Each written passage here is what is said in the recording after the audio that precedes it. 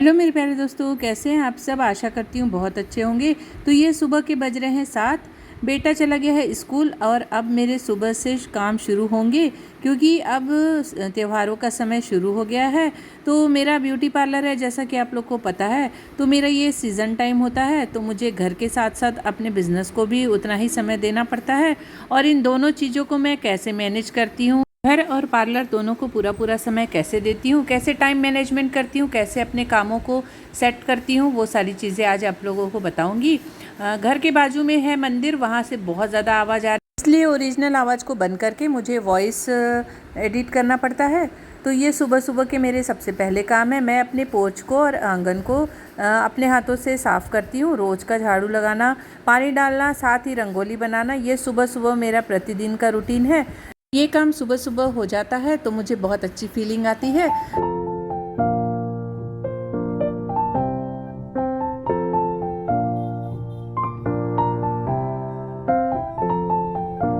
मैं आ गई हूँ घर के अंदर और रात को भी घर पूरा सेट करके सोती हूँ, लेकिन सुबह सुबह हड़बड़ी में काफ़ी सारा फैल जाता है। तो सब सामान को सही जगह पे लगाऊंगी, साथ ही करूँगी थोड़ी सी डस्टिंग। ये मेरा रोज़ का ही काम है।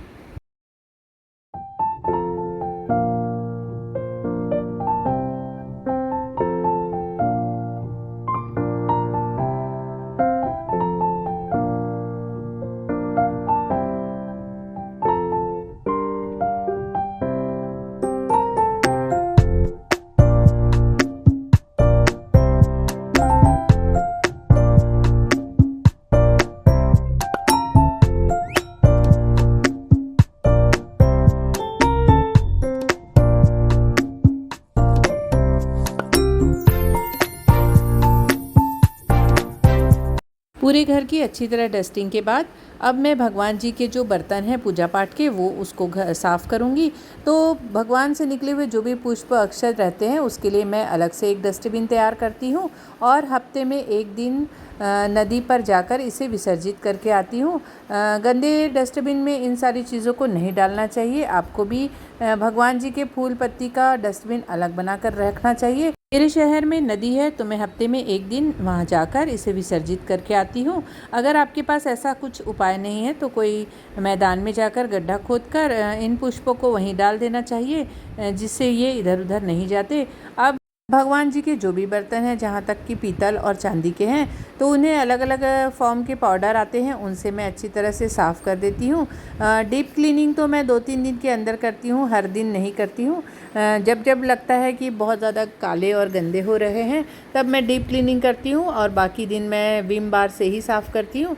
कुछ बर्तनों की गंदगी हटाने के लिए हमें टूथब्रश की ज़रूरत पड़ती है, तो वो मैं यूज़ वाला कभी नहीं यूज़ करती, बिल्कुल नया रखती हूँ, क्योंकि भगवान के बर्तन हैं तो हमें स्वच्छता और सफाई का ध्यान रखना चाहिए। इस तरह से सारे बर्तन अच्छी तरह क्लीन करके रख दूँगी।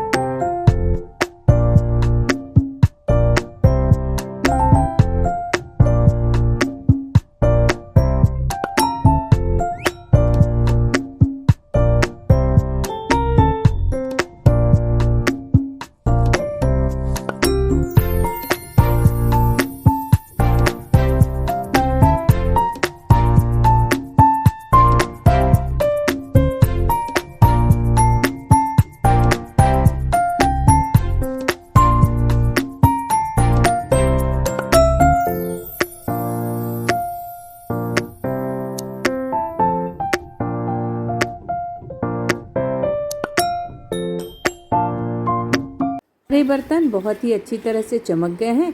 इसी तरह हमेशा साफ़ करती हूँ। और ये काम होने के बाद अब मैं कुछ सूखे कपड़े रखे हुए थे, उन सारे कपड़ों को भी अच्छी तरह फोल्ड करके जगह पे रख दूँगी। और सबके लिए अलग अलग खंड बने हुए हैं, जिससे किसी को किसी के कपड़ों के बीच में दिक्कत ना हो। तो हस्बैंड का एक अलग कबर्ड बना हुआ है, जहाँ पर सिर्फ उनके कपड़े होते हैं, बेटे के लिए अलग है और मेरे लिए अलग है। इससे कभी भी कपड़े हौच पौच नहीं होते हैं। आप भी ऐसे ही रखिए ताकि जिससे सबके कपड़े समय पर अच्छी तरह से दिख जाए। और इस तरह बज गए थे 9 बजे तक मेरे काफ़ी सारे काम हो चुके थे। तो मैंने बना दिया है पोहे का नाश्ता। संडे को अक्सर मेरे यहाँ पोहा बनता है और सबको पसंद भी है। तो हम सब ने कर लिया पेट भर नाश्ता, क्योंकि मुझे और भी कई काम करने थे, डीप क्लीनिंग करनी थी, तो पेट भरा होना चाहिए। इस तरह से मैंने बाकी के काम शुरू किए। साथ ही कल राखी है तो मुझे कुछ मीठा भी बनाना था।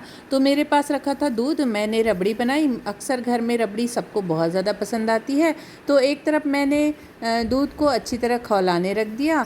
1 किलो से बिल्कुल आधा किलो से भी कम ये दूध हो गया। बहुत अच्छी तरह इसका कलर भी आ गया था और मैंने एक तरफ पकने दिया और साथ ही अपनी सफाई शुरू कर दी।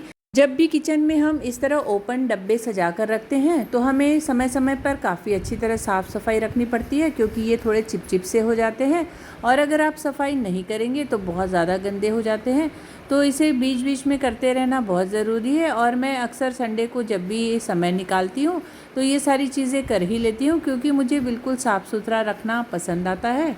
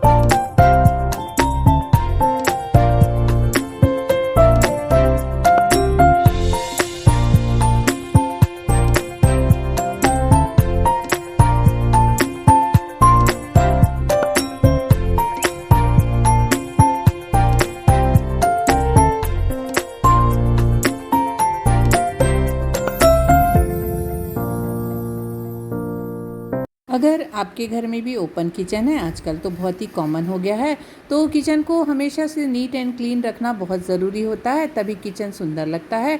तो लगे हाथों मैंने सारे कबर्ड को भी एक अच्छे गीले और सूखे कपड़ों से साफ़ कर लिया और जो भी मुझे फैला सा दिख रहा था उन सारी चीज़ों को अच्छी तरह से जमा कर अच्छी तरह से डीप क्लीनिंग कर ली। तो घर जब साफ़ सुथरा हो जाता है तो खुद को देखने में बहुत अच्छा लगता है। जब मैं काम शुरू करती हूँ तो लगे हाथों ख़त्म ही कर देती हूँ, उससे पेंडिंग नहीं रह जाता है। साथ ही ये सब काम ख़त्म करने के बाद मुझे नहा धोकर खाना भी बनाना था और मेरा पार्लर का समय मैं 12 बजे से ही शुरू करती हूँ। तब तक मेरे घर के सारे काम हो जाते हैं, सबका खाना भी हो जाता है, जिसे खाना है खाना बन के रेडी रहता है। हम घर के कामों को टाइम से कर लेते हैं तो हमें एक्स्ट्रा काम करने के लिए भी समय मिल जाता है। तो बस कस्टमर आ ही गई थी पार्लर, करीबन 12:30 बज रहे थे और उनका काफ़ी लंबा काम था, तो मैंने अपना काम शुरू किया और ऐसे करते करते मुझे करीबन 2 बज गए थे। उसके बाद बीच में मुझे थोड़ा ब्रेक मिला तो मैं लंच करके आ गई और अब सीज़न में काफ़ी टाइम तक मुझे यहाँ समय देना पड़ता है, तो मुझे अच्छा भी लगता है और मैं अपनी एनर्जी को वैसे ही एक्टिवेट करके भी रखती हूँ, क्योंकि मुझे पता होता है कि सीज़न टाइम में मुझे बहुत काम करना है।